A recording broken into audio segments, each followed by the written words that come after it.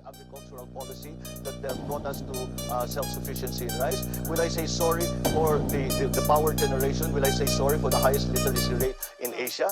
What am I to say sorry about? Pagkat ang tae, ilagay man sa magarang sisidlan ay tae pa rin. Madumi, mabaho, tawag ba'y ibahin? Welcome to the Marcos Walking Tour, where we visit the multi-million-dollar properties that Ferdinand Marcos bought in New York City using money he stole from the Filipino people. Hi, I'm one of the organizers of Marcos Walking Tour. Hi, my name is I'm one of the organizers of the tour. So who is Marcos anyway? Decades before Trump in the US and Bolsonaro in Brazil, there was Ferdinand Marcos from the Philippines. He was the OG strongman. He paved the way. He was a dictator in the Philippines for 20 years, from 1966 to 1986. And in the 80s, he went on a shopping spree in Manhattan. He bought 4 skyscrapers as, quote, gifts for his wife, all costing about $350 million.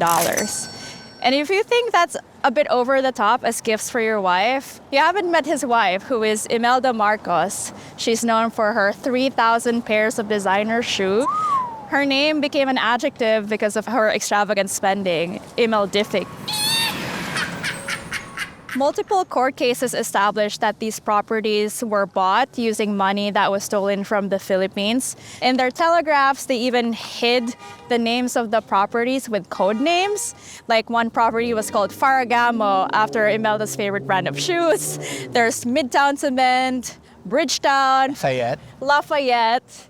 Even Imelda had a code name for herself, Excelencia.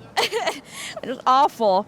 So when you say stolen money, like what form did that theft take? Like, are we literally talking about just like straight up embezzlement from the Philippine National Bank or something? Yeah. Or Exactly. They use the Philippine National Bank as their own piggy bank. So what he did was he got money from the Philippine bank, funneled them into offshore bank accounts, and also shell companies that his friends used to buy these properties illegally in New York.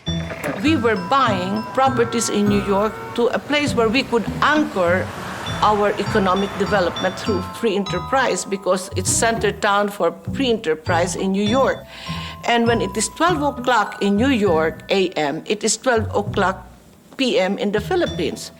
And the sun will never set on free enterprise.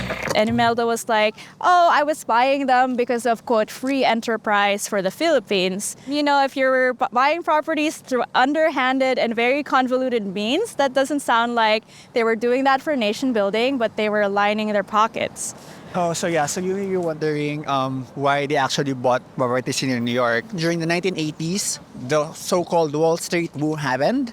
So the stocks are rising, and then similar to now, speculative real estate buying. This is also, investments in a way. Do you guys know how well the Philippines was doing at the time? Well, New York was on the upswing, the Philippines was on a downswing. It was a period of deep economic recession. They're building monopolies on the industry, so they're like putting their cronies in there. Their cronies are basically just draining the funds in that industry. So one province even had a famine, like children are dying from hunger. Since there are no jobs, the industries are tanking. This is where they start exporting layovers. That's why there are like lots of Filipinos all around the world. I think it was like 6 out of 10 Filipinos were poor by the end of the Marcos regime. And, in Manila, 40% of the population earned like $180 a year. That's how poor people were. On top of this, because of all the debt spending they've been doing, the peso started to devaluate. So it was also a period that was marked by capital flight. And a lot of the elite families like Marcoses and Riles, they were, on a spending spree and putting a lot of their money on overseas assets, so their assets won't devalue. And New York is, of course, like a prime location to do a lot of these hidden spending. Press reports were naming the Marcoses as the real owners of a $63 million shopping center on Herald Square, a $95 million skyscraper on Wall Street, a $60 million office building on Madison Avenue, the Crown Building, worth $101 million. So just to clarify, these properties are not owned by the Marcoses anymore. The Philippine government seized these properties and auctioned them off, generally at a loss. There was a people power revolution in the 80s that kicked the Marcoses out of government. They fled the country. They went on a jet that Ronald Reagan sent for them.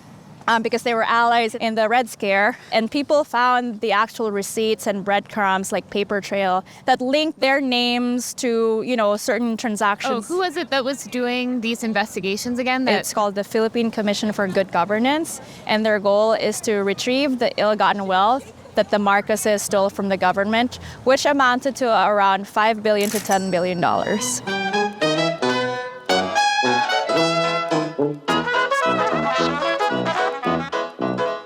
We're now standing on Fifth Avenue in Manhattan, one of the most affluent areas in the US and in the world. We're in Central Park. What does Fifth Avenue evoke for you? Yeah, definitely like fashion, luxury, glamour. Yeah, it's all the high-end like fashion and consumer stores are there. Yeah, just old money, wealth, old school New York.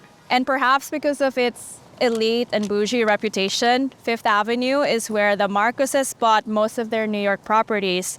This is where they lived, where they shopped at various jewelry stores and art galleries, and where they socialized and built their reputation in the international press.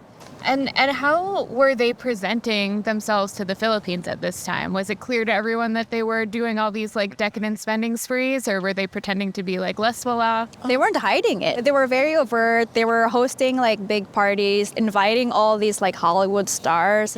It was a brazen display of wealth. This is, obviously a product of your corruption, and their critics were also being murdered outright. About 7,000 Filipinos were tortured during the Marcos regime. 3,400 were killed through extrajudicial killings, according to Amnesty International.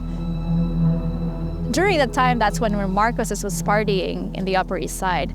And that's the site of our first building is Imelda Marcos's disco pad, aka the Philippine Consulate. Let's go. Okay.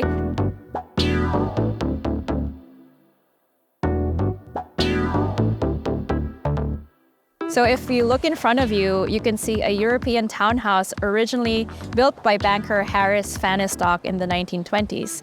It has 6 stories and 30 rooms.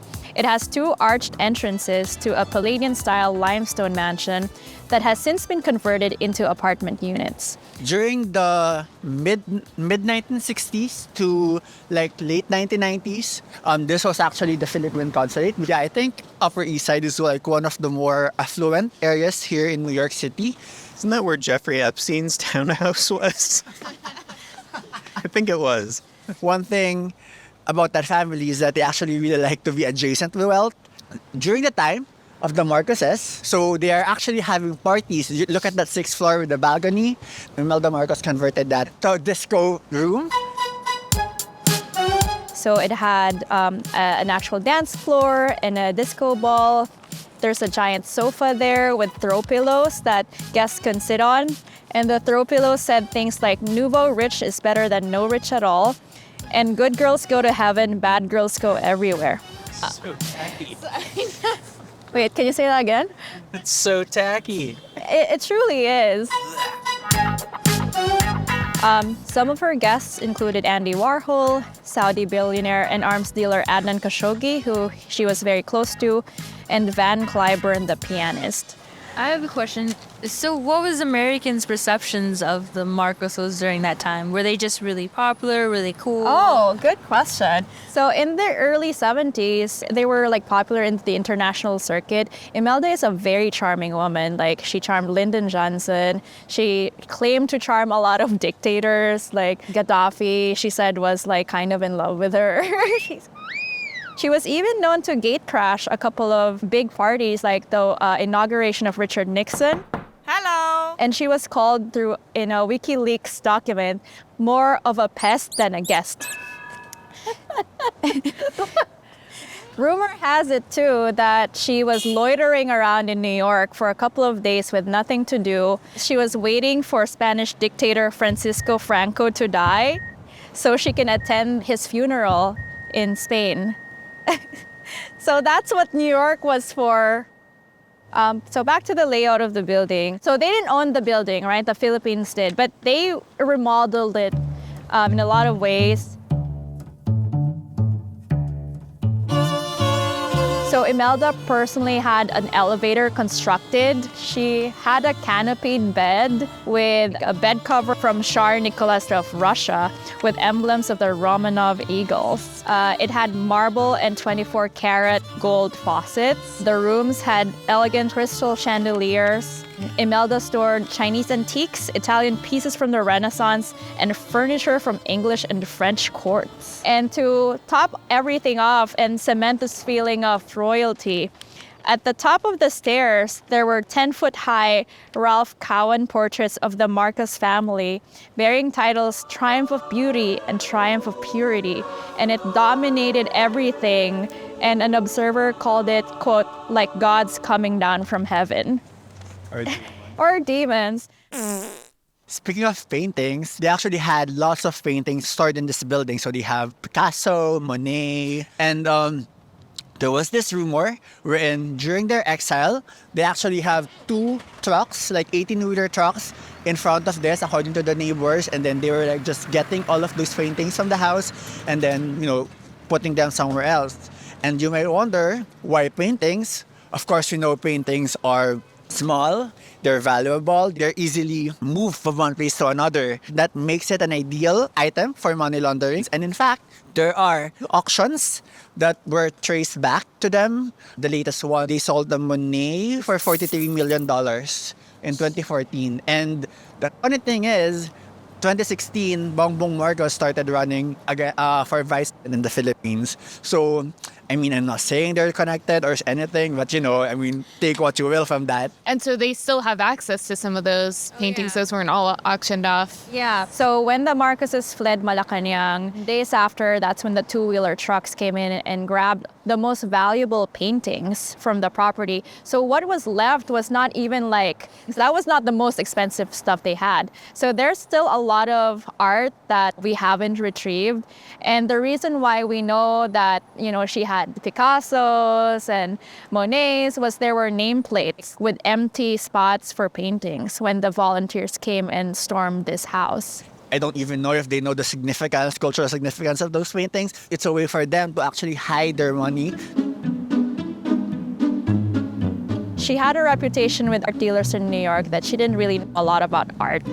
It was said that they overpaid for everything as much as 10 times the original price.